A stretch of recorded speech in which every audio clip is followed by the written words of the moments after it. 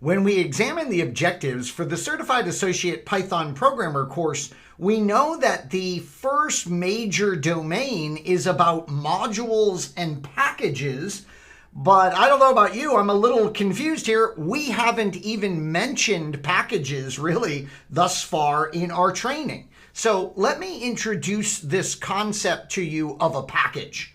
First up, how about a little review? We have these functions that we can create, and now we know that when it comes time to containing these functions, we will use a module. And yes, I am going to be teaching you how to create your own modules and packages in our course. So sure enough, we will create functions, contain them in a module, and then guess what? We may have an environment where there is a whole bunch of modules that we need to distribute as well. This is very common. As you'll see in a moment, one of the things we like to do is group functions together. So we may have certain functions in one module, certain functions in another module. Now we need to distribute this. You guessed it. It is a package that can be used to distribute all of these modules that contain all of these functions. There could be other files and directories as well that you're including in your package, but now you can see the hierarchy here, and now you can see why packages are so valuable.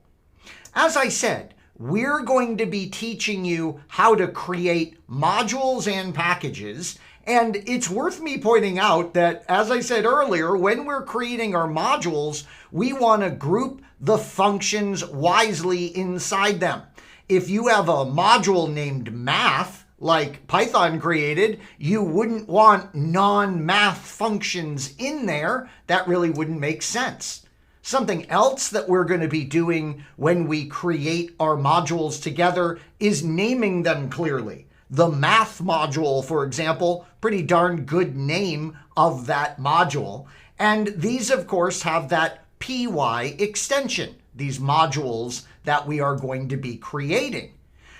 When we have a whole bunch of modules that are related, they can be taken and distributed together with a package, as we said. So a folder of modules is what we are working with when we're working with a package. This could include subfolders, as I'll show you in a moment, and packages can actually nest inside of other packages.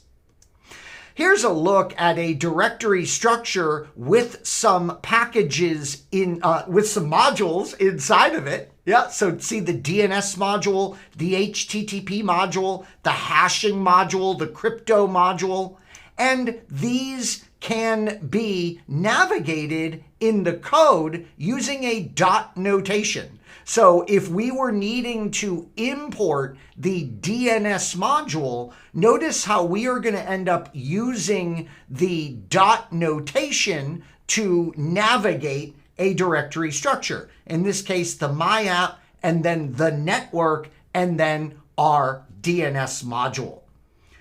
So our packages are available for Python, and the PyPI is the famous public package repository for Python stuff. This is a massive searchable catalog, and it hosts packages by their releases.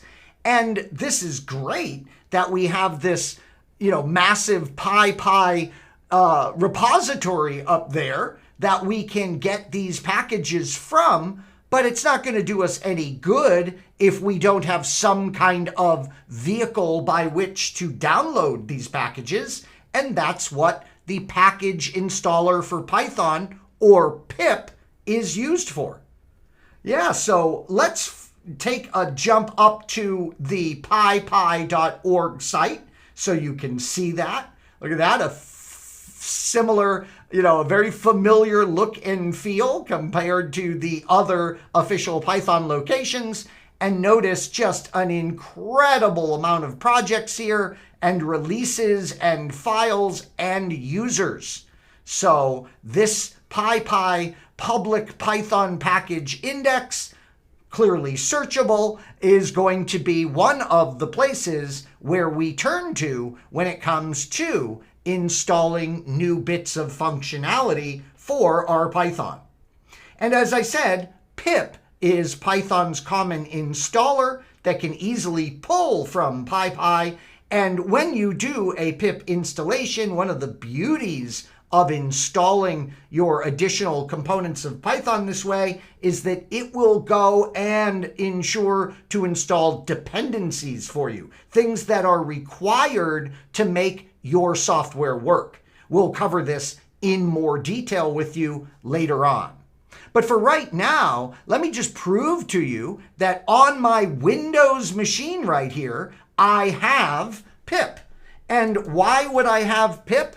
Well, I would have pip installed here in Windows because I installed Python.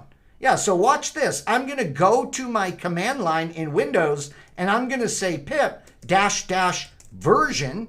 And sure enough, Windows is going to tell me, hey, you're running pip 25.0.1. Where did it come from? Well, of course, as I promised you, it came from our Python 3.13 installation that we did on this Windows machine. So notice because I installed Python here, am ready to rock and roll with the Python installation package installation for Python. Pip has a whole bunch of different names. People call it different things. Some call it pip installer for Python. So no one knows what the true name of pip is, but suffice it to say, it's there to install packages for us. Well, thank you so much for watching this video where we introduced the subject of packages. These are going to be able to contain multiple modules and other stuff that we need to distribute for our users of Python.